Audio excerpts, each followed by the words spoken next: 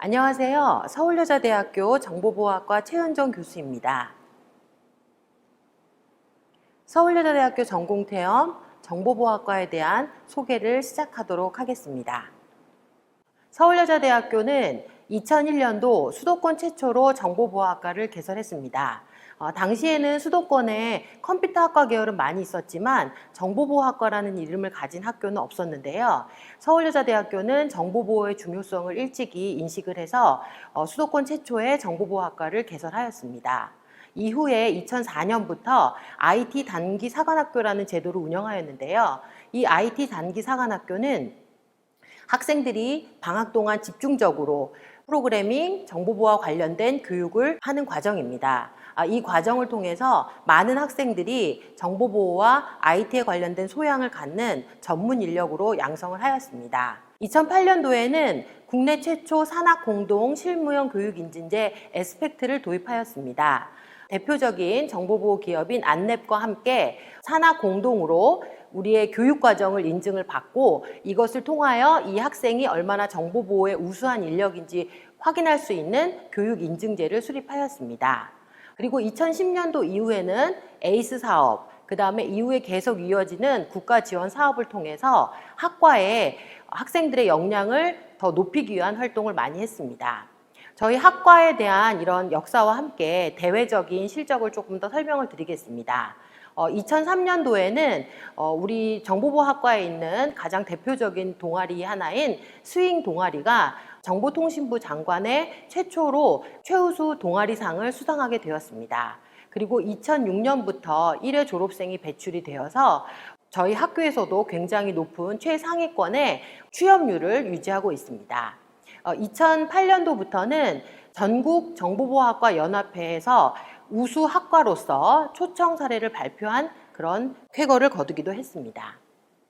2010년도 이후부터는 정보보호 관련한 다양한 연합 세미나를 개최하였고 2013년도에는 이공계 여성 인력을 위한 연구윤리 개발을 한국연구재단의 과제로서 수행하게 되었습니다.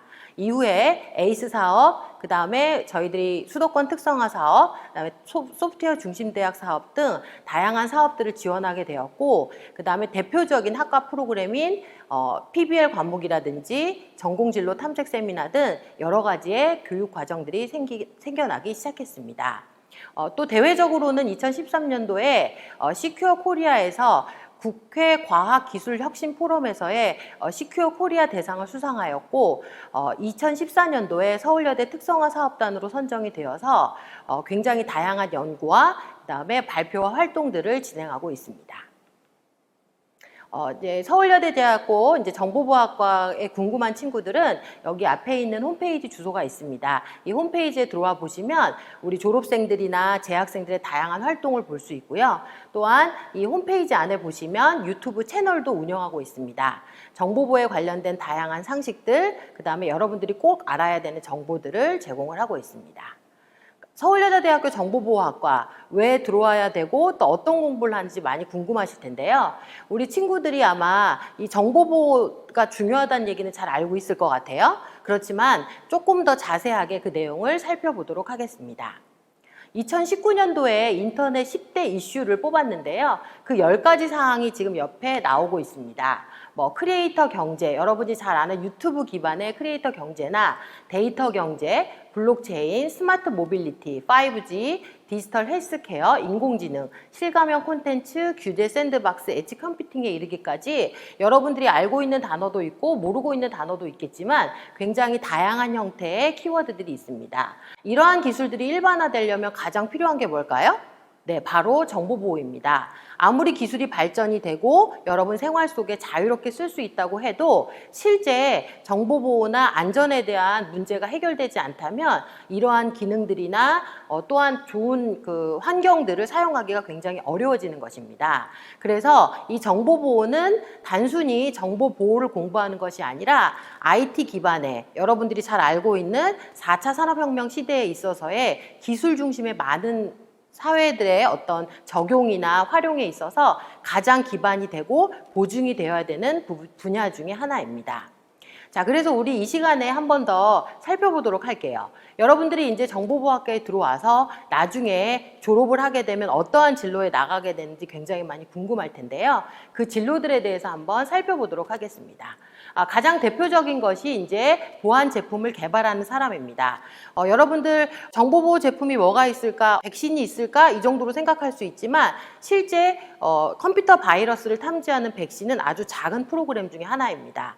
여러분들이 신분증을 가지고 인증을 하거나 또는 생체 인증을 하거나 또는 여러분의 정보를 저장해서 아이디, 패스워드를 저장하는 그 모든 것도 다 정보보호에 관련된 부분입니다. 그래서 그러한 정보보호 제품을 개발하는 개발자가 될 수도 있고요. 그 다음에 가장 대표적으로 볼 수 있는 요즘에 이제 악성 코드 문제가 굉장히 많습니다. 우리가 뭐 올림픽을 하거나 대규모 행사를 할 때도 외국에서 우리나라에 대한 그런 공격들이 많이 있죠. 네, 그런 것들에 대해서 악성 코드를 분석하고 대응할 수 있는 전문가로도 발전을 할 수가 있습니다. 자, 그리고 이제 보안 컨설턴트라는 것이 있습니다. 기업이나 조직에서 보안에 관련된 문제점을 발견하고 그 문제점을 해결할 수 있는 대안을 제시할 수 있는 직업이 바로 보안 컨설턴트입니다. 그리고 기업의 보안 관리자, 요즘에는 이제 개인정보도 굉장히 많이 다루고 있기 때문에 개인정보와 컴퓨터 시스템을 잘 안전하게 운영하는지를 알 수 있는 보안 관리자도 또 할 수 있는 직업 중에 하나입니다. 그리고 우리가 침해 사고 대응 전문가라고 그래서 해킹이나 악성 코드에 관련된 사고가 발생을 하면 마치 경찰이 사건에 대한 내용을 추적하는 것처럼 전문가들이 컴퓨터 관련된 정보 보호의 지식을 가지고 이 사건에 대한 원인을 규명하고 해당 침해 사고에 대한 대책을 마련할 수가 있습니다. 이러한 일들도 할 수 있습니다. 자, 그리고 디지털 포렌식 전문가라는 직업이 있습니다. 요즘에 여러분들이 많이 들어보셨을 텐데요.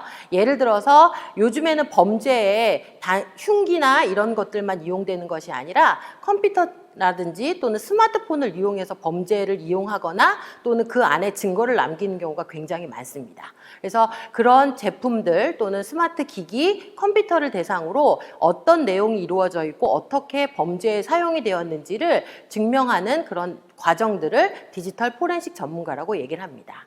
이제 우리 친구들이 또 이렇게 많은 경험들을 가지고 경력을 쌓고 나서는 최종적으로 갈 수 있는 것 중에 하나가 최고 보안 관리자, 네, CMS라고 부르는 것입니다. 이것은 기업에 있어서 마치 기술을 총괄하는 CTO처럼 시큐리티를 총괄할 수 있는 직업도 있는데요. 이런 직업에도 나갈 수가 있습니다. 자, 우리 서울여자대학교 정보보호학과 외에 여러분들이 관심을 갖는지를 한번 보면 우리 학과에서 여러 가지 사업들을 하고 있습니다. 교육부에서 또 지원을 받아서 정보보호 영재교육원이라는 것을 운영하고 있습니다. 여러분들 중고등학생들이 대학에 올 수 있는 기회가 없지만 서울여대 안에는 정보보호를 주제로 한 영재원을 운영하고 있습니다. 그래서 중학교, 고등학교 학생들이 서울여자대학교에 직접 와서 서울여자대학교 교수님들이 하시는 수업과 또 실무 전문가들이 지원하는 정보보호에 관련된 다양한 지식을 습득하는 정보보호 영재원 교육에 지원할 수가 있습니다. 그리고 수도권 특성화 대학 사업을 통해서 정보보호학과에 특화된 인재 양성을 위한 프로그램을 또한 운영하고 있습니다. 그리고 마지막으로 지금 현재까지 소프트웨어 중심 대학 사업을 운영하고 있는데요. 이 사업을 통해서 서울여대 정보보호학과는 소프트웨어도 잘하고 정보보호도 잘하는 우수한 역량을 길러내기 위한 노력을 다하고 있습니다. 우리 친구들 서울여자대학교 정보보호학과에 많은 관심을 갖고 또 궁금한 점이 있다면 언제든지 학과 홈페이지나 또 여러 가지 채널을 통해서 문의를 해주신다면 여러분들의 궁금증을 잘 전달해 드리도록 하겠습니다. 이상으로 서울여자대학교 정보보호학과에 대한 소개를 마치도록 하겠습니다. 이후에는 정보보호의 대표적인 활동인 사이퍼 디스크와 크립토 스트라이프 체험 활동을 진행해 보도록 하겠습니다. 우리 친구들 모두 함께 즐거운 시간이 되기를 바랄게요. 감사합니다.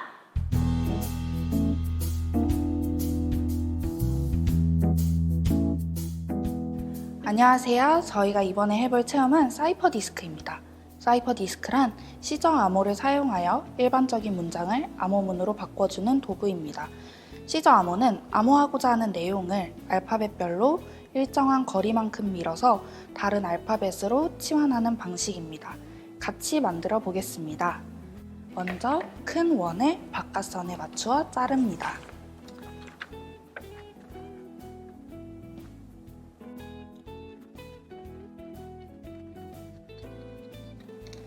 옆에 이렇게 잘린 부분은 신경 쓰지 않으셔도 괜찮습니다.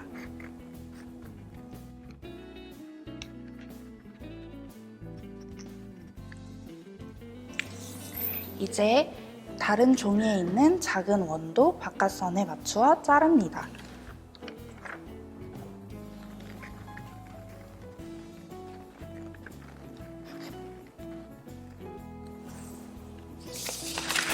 그 후 두 개를 겹쳐서 큰 원 안에 작은 원이 들어갈 수 있도록 해줍니다. 마지막으로 가운데 보이는 점 표시에 맞춰서 할핀을 뚫어 두 개를 고정시켜 줍니다.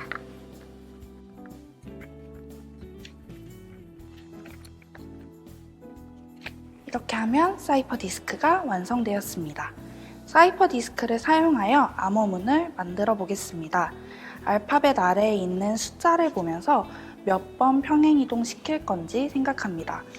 먼저 숫자 0 부분에 놓았다가 저는 숫자 3으로 이동시키겠습니다. 그러면 이제 작은 원에 있는 알파벳이 큰 원에 있는 알파벳으로 대체됩니다. 이것을 이용하여 I, M,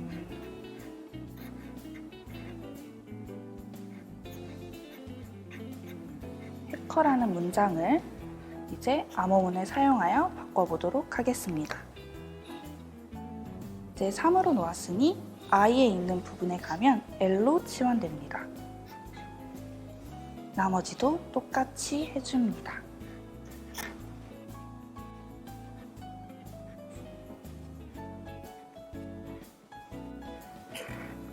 앞에 보시는 것과 같이 I am hacker라는 문장이 아래에 읽을 수 없는 문자로 변경되었습니다.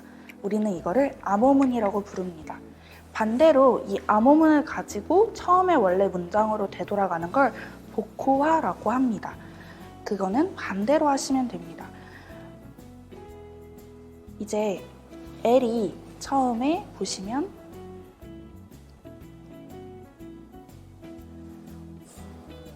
과연 I가 어느 위치에 있는지, A가 어느 위치에 있는지를 보시면서 하면 됩니다. 이제 사이퍼 디스크를 활용하여 가족이나 친구와 함께 암호문 맞추기 게임을 해보면 훨씬 재밌습니다. 이상입니다.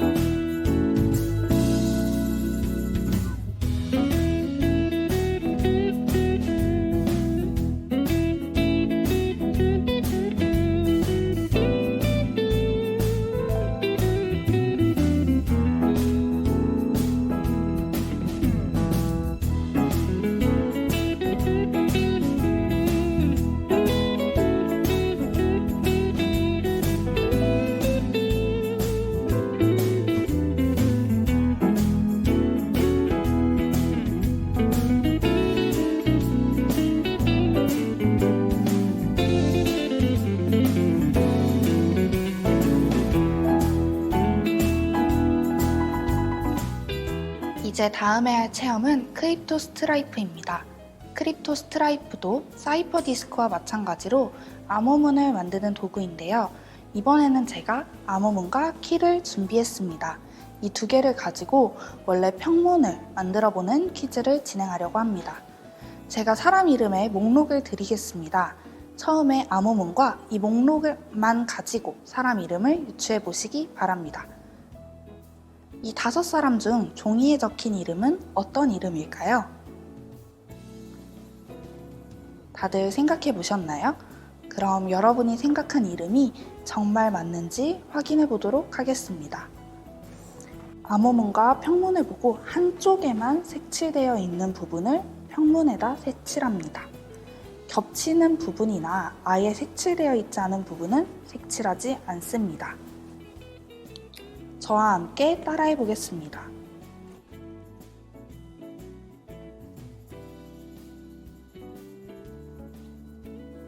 처음 문자가 완성되었습니다. 이런 식으로 나머지 문자들도 전부 해주면 됩니다.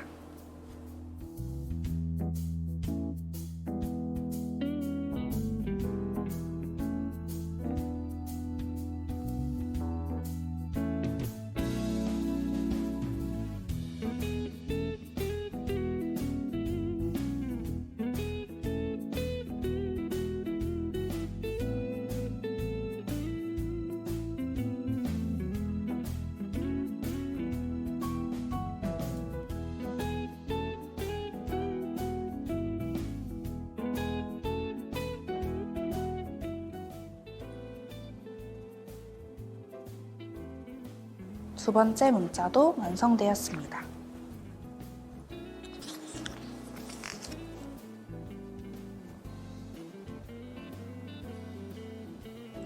세 번째 문자도 완성되었습니다.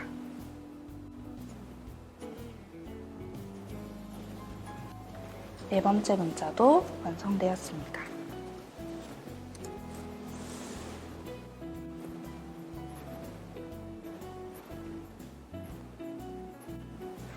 마지막 문자도 완성되었습니다.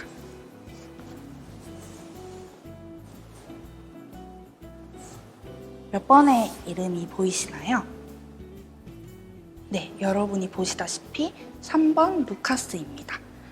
이렇게 암호문과 키를 사용하여 평문을 만드는 작업을 복호화라고 합니다. 반대로 평문과 키를 사용하여 암호문을 만드는 작업을 암호화라고 합니다.